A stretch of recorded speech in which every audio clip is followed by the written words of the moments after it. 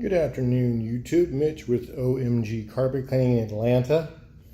We got a commercial location. We're doing here, this little conference room.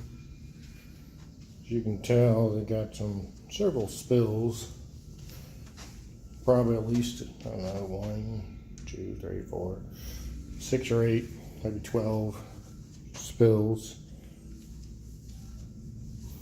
This is a 125 job. This is our minimum for commercial work is 125. So we'll knock this out and shoot an after video. All right, guys, we're all done here. This job took about 20 minutes, maybe 15. Took longer to get back and forth to the car under the parking deck than it did to actually do the work. So